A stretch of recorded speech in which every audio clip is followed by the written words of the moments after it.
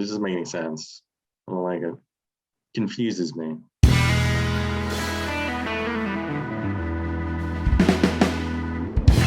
What's up, everybody? Welcome to Taste Like Music. Jason, Joe, and Cramser here. Songs of the year 1988. We are inching closer and closer to the end of the decade. Didn't think we'd get there. We still got several more to go after that. 88's an interesting year, I think.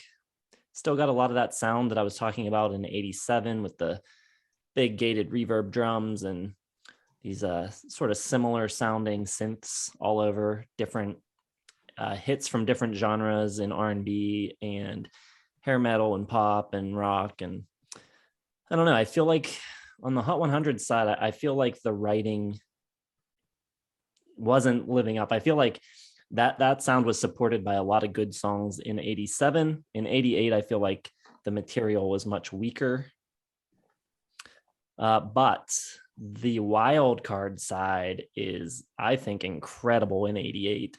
I think a lot of these like kind of more underground bands are kind of getting to a point where, you know, they've got some momentum building.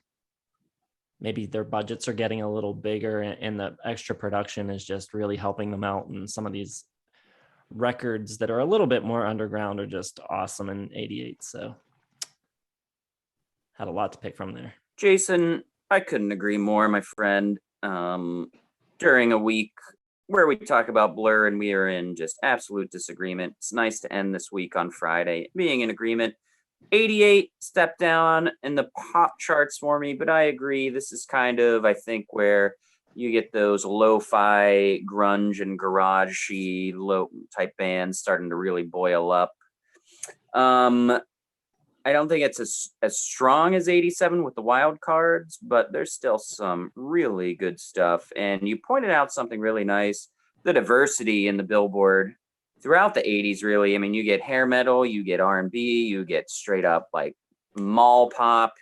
You don't really get that anymore in the Billboard. It is all very much just a homogenized sound. I mean, there is some variant in it, but it is so much of the same thing these days in the Billboard that you really miss all of the different flavor. I mean, even just in what you would say pop, you get like big diva pop in the 80s plus new wave pop, you know, pop metal. You get a little bit of everything. It's a pretty cool time for the pop charts. 1988, terrible year for albums. I hated it. Huge step down. Fortunately, on the Billboard charts, everything from 87 was still trending because all of those albums were so huge. Bad Kick, Whitney, just massive stuff that carried over. Guns N' Roses started to chart in 88. So unfortunately, we have those to save it from a incredibly weak year. All right, so if you've not seen us do this before, the way it works, we each make two lists of 5 songs each. One will consist of only tracks that charted on the US Hot 100. It could have been for 1 week at number 100. If it cracks the list at all during the year, it is eligible. The other list is for wild cards, which can be anything. Those can be songs that also charted. They can be deep cuts. They can be B-sides, soundtracks, anything at all. One of our lists will be one song short because we save our favorite of the year for the end. And right before we reveal the song of the year, we also make a pick for our least favorite top 40 song of the year. So those are the rules. Let's get to it. 1988. Is it my turn to start? I think I'm going second. I haven't gone second in a while, so. All right. So we're going to start with the Hot 100.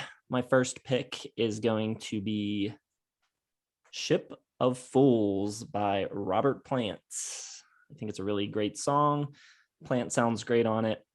I love the super thin guitar sound. It really lets the bass and the keys fill out the low end a lot. I think the melody is really haunting and beautiful.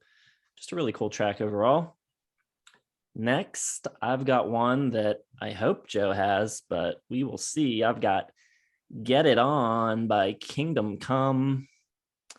I think this track is proof that not all hair metal was bad. Lenny Wolf is basically doing like his Robert Plant impression, but it's one of the best Robert Plant impressions you'll ever hear. It's so cool. And he's got just enough of his own thing going on to kind of distinguish himself. But the real star here is the riff and the backbeat, and the two of them together just make this killer groove. I mean, you can't crank this track and tell me it doesn't rock your face off. It is awesome. And it's got that sweet solo by Joe's uncle, Danny Stagg. Next pick is What I Am by Edie Brickell and New Bohemians, which I think is a really cool track. It sounds like it's from the 90s. I mean, I think it would slot in on the radio, like right next to like Spin Doctors and Blues Traveler. So it sounds a little ahead of its time in 88. Really nice groove. The rhythm section on it's great. And I like her voice a lot. My next pick is Handle with Care by the Traveling Wilburys, the first song that they recorded. They took it to the label as a B-side for George Harrison, and the label was like, nah, this is too good. You need to make a full record like this. But this track was primarily written by George, who also plays some great slide on it. But for me, the highlight of this track, without a doubt, is Roy Orbison, his part when he comes in with I'm So Tired of Being Lonely. It just elevates the song. He sounds so great. Really fantastic song. And my last pick for the Hot 100 is Under the Milky Way by The Church. I love the sound of the production. And I actually just learned today that one of the producers on the track was Waddy Wachtel, which is really cool. The vocals sound so good. It's got like this little bit of an Ian McCulloch thing going on, kind of echoing the Bunnymen sounding, just the vocal production, the way it sounds. It's also got that really cool bagpipe solo that's not actually a bagpipe. It was like an EBow recorded into this synclavier, which was like this early digital synth that could do polyphonic sampling. But overall, just a gorgeous track, all the little keyboard parts in the background and the way the reverb sounds. It's just a gorgeous track. Love it. Very nice. All right. I've got one in common with Jason. Good shout on the Robert Plant track. But my favorite Robert Plant songs from the 80s are like Big Log and some others. I do like Ship of Fools a good bit.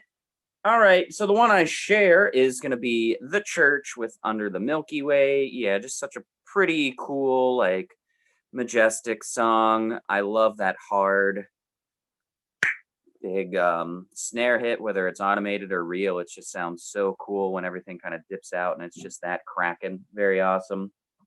I've also got Smooth Criminal by Michael Jackson. Just a filthy beat to it, and the way he sings it is so energetic and lively. The pulse on it is just fantastic, and when it elevates into the chorus and he's singing higher and there's those background high pitched vocals, it's so awesome. I also have, this should make Joe happy, though it's not Kingdom Come, but a little Van Halen with Finish What You Started. I'm getting that awesome twangy Eddie lead part in there on the acoustic guitar. And I mean, those backing Van Halen vocals sound so good when they do the kind of call and response with Sammy, that ain't no way to treat the broken heart. And then that solo that Eddie does is so much fun when he just like runs up the neck. He's like, so cool. And then the last two I considered to win the year for me, but alas, I'm going a different direction. Got Fast Car by Tracy Chapman. I think one of the all-time great storyteller songs, just such vivid imagery. I love when songs are just as good on paper as they are, you know, to the sonic senses. It's so cool just like having these downtrodden jobs, got to leave for the city and all this stuff, and just really delicately done. I love how it waits a little bit longer than you kind of feel it coming to get to that explosion with the drums and everything, and you know, kind of the chorus. Very cool. And then I've also got one of my all-time favorite pop songs. I think it's a beautiful pop song. I mean, even if it didn't chart, I'd have it on my list. I've got The Promise by When in Rome. I think it's just tremendous 80s pop. I don't think there's anything cheesy about it. It's got that really cool like synth bass loop behind it, like, and the chorus is so catchy and so sincere. It's just a beautiful love letter and one of the more simple romantic 80s songs I've ever heard. I love that song. I think it's great. I was so happy. I was the only one in high school that really liked this song. And then it was at the end of Napoleon Dynamite. And everyone that summer was like, oh, that song at the end of Napoleon Dynamite. I'm like, yeah, it's friggin' great, dude. Yeah, so those are my 5. I think those are pretty good 5 charters there. I wanted to get Ragdoll by Aerosmith on there, but couldn't quite because I just love that pseudo posturing, posing country fun they do on there. It's just really cool. But those are the 5 I got. Take it away, Jules. Okay, cool. Very cool stuff. I was a little conflicted about using some 87 songs from albums released in 1987 on my 88 chart. I don't like do that usually. I'm gonna do one here. And I could have picked a bunch of tracks. Like there's so many Michael Jackson songs and INXS and a bunch of Whitney ones that all charted in 88. But I'm gonna go with a little Terrence Trent D'Arby with Sign Your Name. I've been listening to it a lot lately. I don't know why. Just kind of came up in a playlist or something, and I've been really digging it. Just a really kind of weird, cool groove. Like it a lot better than Wishing Well, which I never liked much. I never got into Terrence Trent, but I really like Sign Your Name. Number 4, Get It On. Yep, Kingdom Come. My uncle's in the band, so, and it's a great song. Like everyone said, it was a huge Zeppelin ripoff, and it sounds a lot like Kashmir a little bit in its kind of progression, but I think it's great. And there have been much worse Zeppelin knockoffs, and my uncle does not sound like Jimmy Page that much, so I think it's a great song. Number 3, this is a band that I didn't have too much stuff. I had one song from 87 on here, but I'm gonna go with Desire from U2. I think it's great. It's one of my favorite U2 songs. It's kind of good. I don't think it gets the respect it deserves because it's on an album that people are pretty iffy on because it's a weird kind of album to begin with. But I think the studio cuts on the album are great.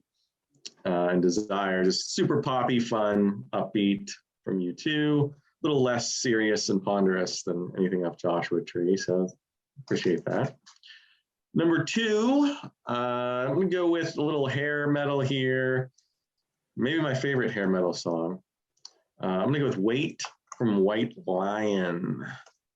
This band gets no respect and they don't deserve a lot, but the guitar solo on this track from Vito Bratta is so ridiculous. I've never heard anyone even attempt something like this. It's just all tapping, but it's very, like, it's not like shred tapping like Van Halen would do. It's very like musical, a lot of like big slurs, and he's just like doing like this classical sounding thing. It's really cool. Blew my mind first time I heard it. So the rest of the song's okay. Like it's kind of standard hair metal, but that solo is good enough to put it on my list here. Number 1 is going to be a little GNR. I am going back to 87. Welcome to the Jungle. So good. Just one of the greatest ways ever to kick off your debut album. Like it really doesn't get much better than that. Love Axl singing, guitar from Slash, bass line's amazing. It's got it all. I thought about getting Patience on my Billboard list. My favorite GNR song, and not just my favorite GNR song, Joe. I love that song. So trying to show you some love, my friend. And to be clear, my picking of Kingdom Come has absolutely nothing to do with Joe. I loved that record before I even met Joe. All right, my wild card list.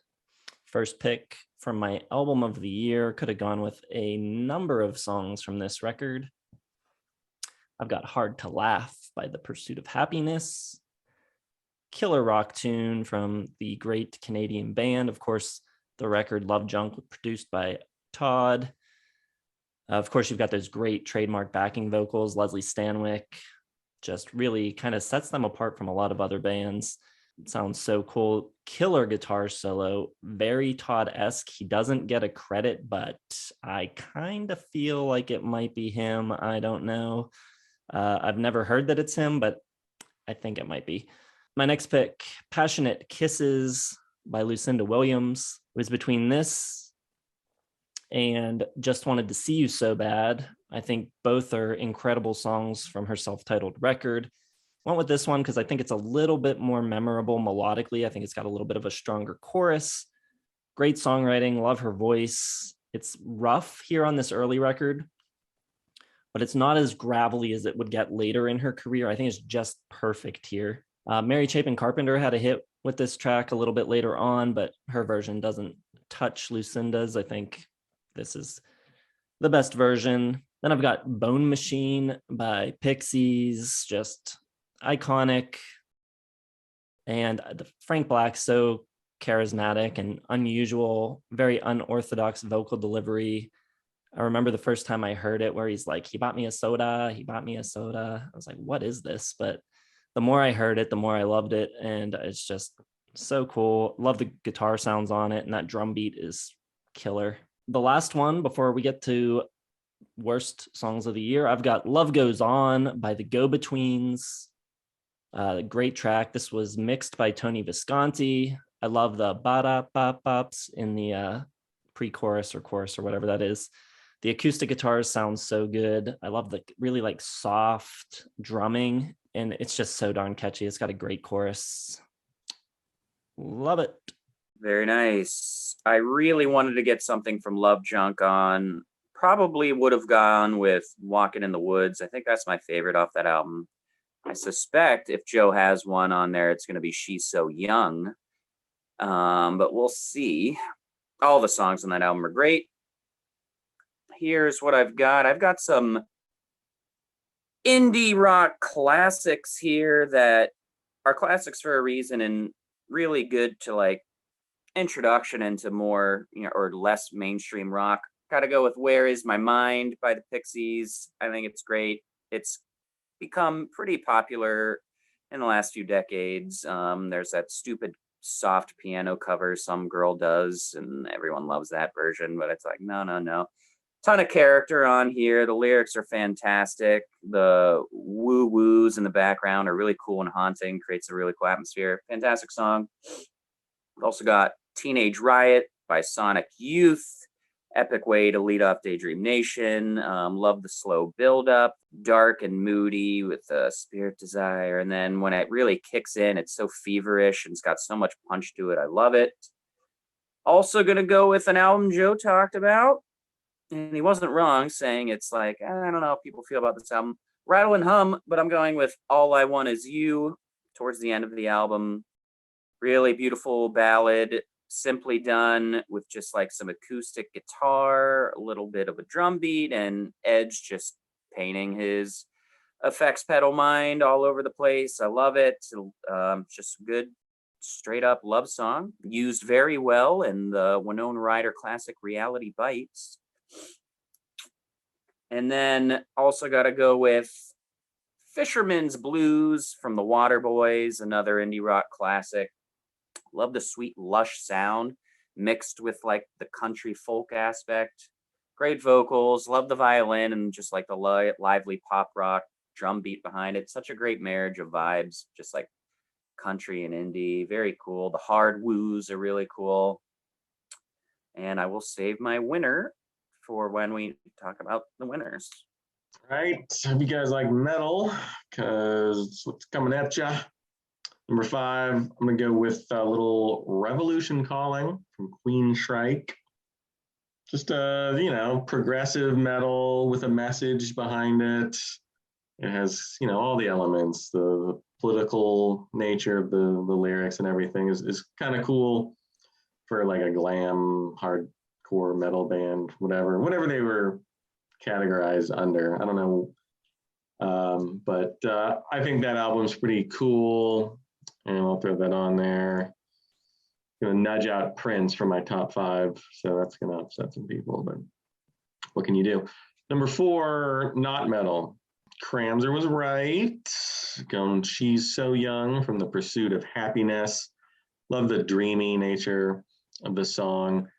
The lyrics on this whole album are very sort of like curmudgeonly, which is nice. Like he's firing off at all these targets. And this one's, the subject is a young girl who talks in cliches. Reminds me of like Taylor Swift or something. You're just talking straight to her. And it's just a really great song. Great guitar solo. Love the backing vocals, as Jason correctly stated. Great song. Number 3, we'll get back to metal.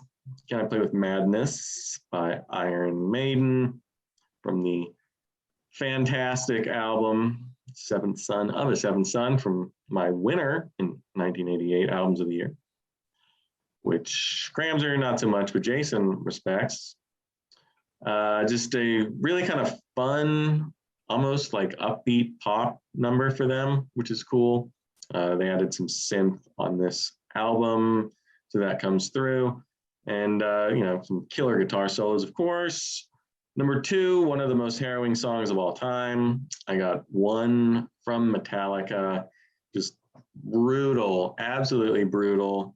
Pairing that along with the video.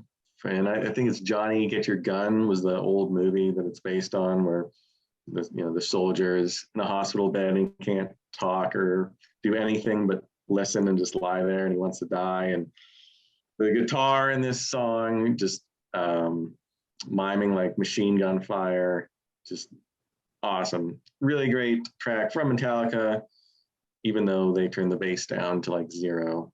My only complaint. Man, I really thought that was going to be your song of the year. I almost texted it to you guys before I was going to make guesses, and one was going to be that indeed. All right, worst of the year.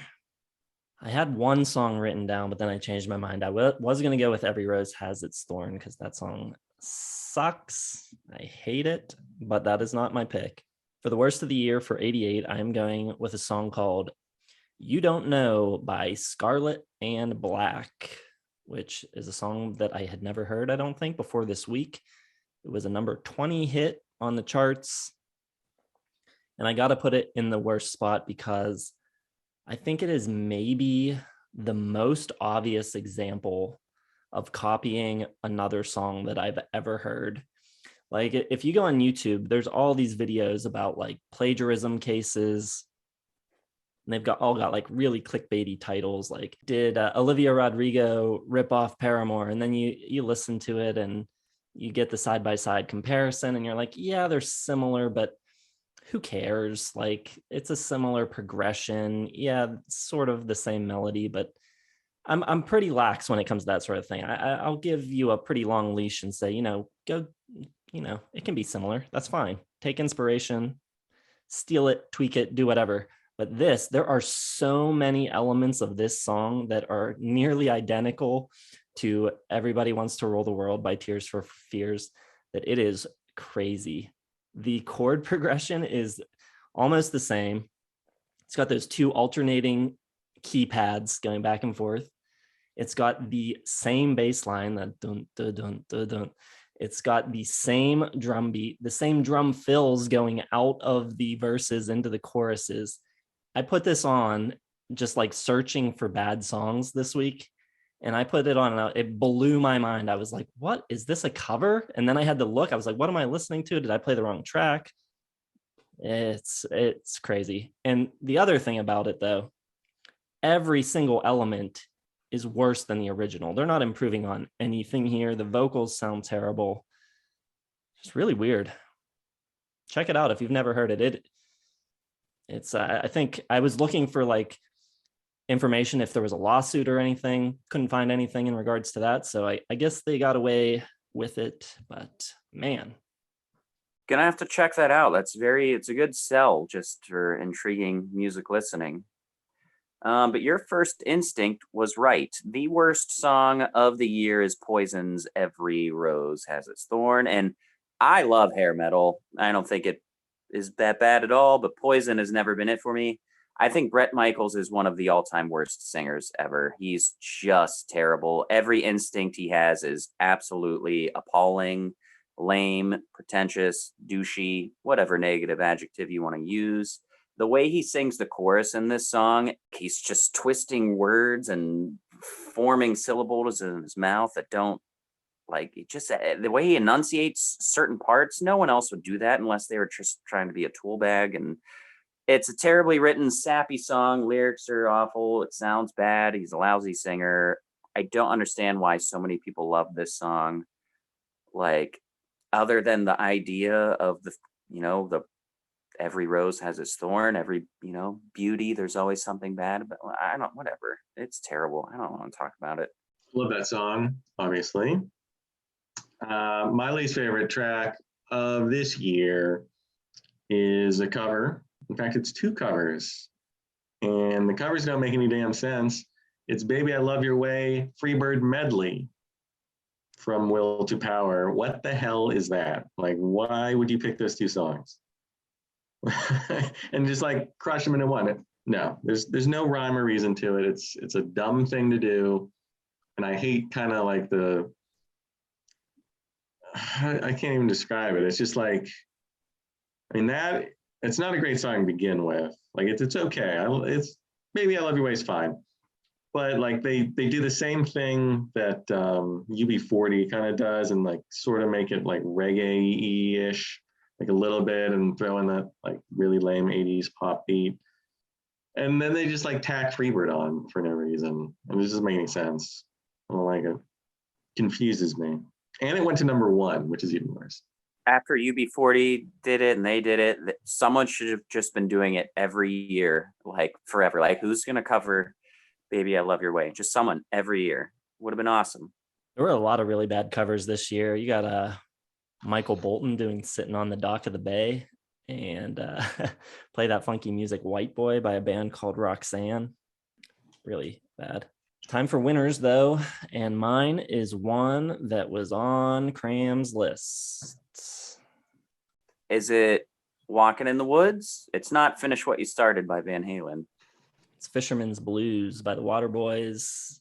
The Waterboys to this point were doing kind of bigger, more anthemic pop rock, maybe kind of trying to follow in the footsteps of like U2 or something. But they kind of go back on this record to more traditional Irish folk music. There's mandolin, there's violin on this track, but it still sounds pretty massive. Mike Scott doing these like howling yelps, just echoing to the heavens. It's kind of a song about like finding purpose and doing hard labor. He's saying like, I wish I was a fisherman. I wish I was the brakeman, and kind of just like losing yourself in your work and finding purpose and solitude and, being alone and just putting in a hard day's work. And it's awesome. You take that kind of like simple sentiment and you set it to like all this rock and roll bravado. And it just like makes you want to roll up your sleeves and like get to work on whatever. It's just like kind of, I don't know. It's not like a pump you up type of song, but that's kind of how it makes me feel. It's just like, all right, yeah, like let's go. I love it. It's such a powerful song. I think it's amazing. Just so well delivered and played, and really unique too with the more traditional like Irish backing. Well done, my friend. Obviously, I nominated it. I am picking Every Day's Like Sunday by Morrissey. Love this song. No One Go Wild. I might like this more than any other Smith song. But I love them all. Come on, it's not that crazy of an opinion. It's a fantastically written song. The lyrics are tremendous. It's like got this beachy feel, trudging over wet sand and all this. And the atmosphere of the song is fantastic. It's dreamy, it's gazy, it's whimsical, but he's still got that clever wordplay. I think it's perfectly crafted. Every piece of production is timed perfectly. Going into like that build up into the chorus when those synths come in, like bum, bum, bum, bum. It's amazing. I think it's one of the better songs he sings because he's so open and free, and there's not as many words like going into the verses as like the Smiths. He's not firing away as much as he usually does. He's a little bit more calm. And every part of this song just hits me. I think the sentiment is beautiful. I love when he says, how I dearly wish I was not here. The way he sings that just is so endearing to me for some reason. I love it. Every day is like Sunday. Every day is, silent and gray. That's just how I feel about a lot of things someday, but I think it's terrific. I love it. Go Morrissey, you douche. Great artist. Bad person. Okie dokie. Well, my winner, this will be a tough year, I think, for people to pick. Hopefully you two cancel each other out, because my pick is going to be one of my favorite heavy, just kick-ass songs of all time. I got Cult of Personality from Living Colour. Talk about Welcome to the Jungle being, a great track one from your debut. This, for me, is probably my favorite ever to kick off a debut album. Just massively heavy, completely different sounding.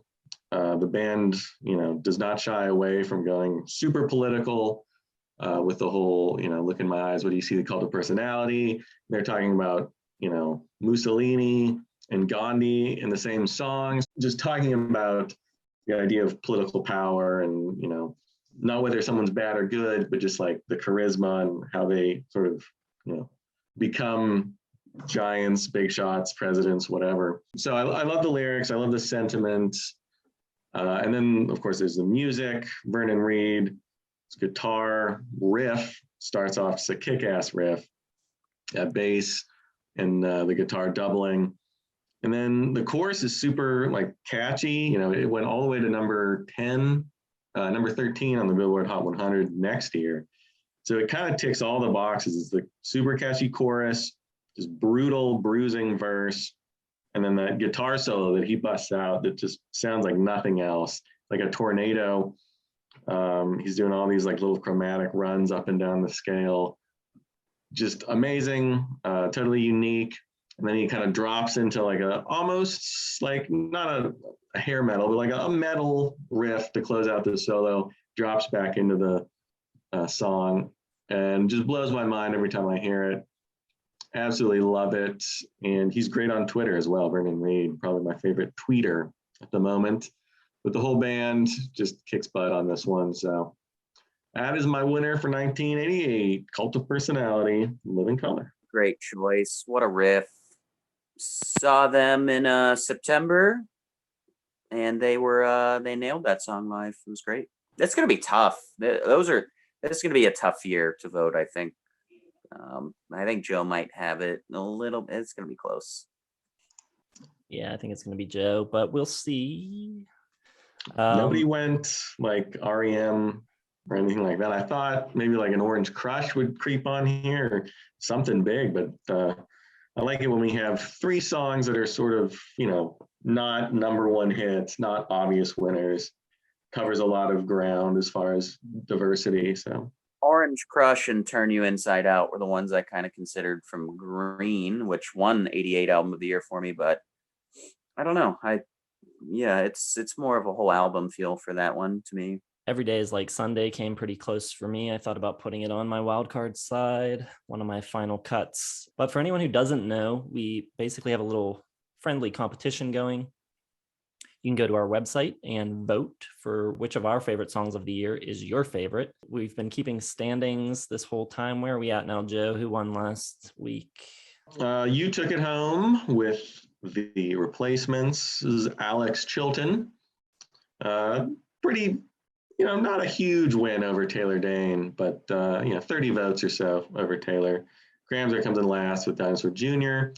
That makes me 15. Jason now is 12.5, and Gramser with 8.5. Hit the link down in the description. Go over there and vote. There are a bunch of other links for you to check out as well. Facebook, Twitter, Instagram, Patreon, merch store. And before you leave and go to our website, make sure you hit like on the video if you enjoyed it, subscribe to the channel, hit the bell for notifications. And we'll see you next week for the final year of the 80s, 1989. Thanks for watching. We'll see you then.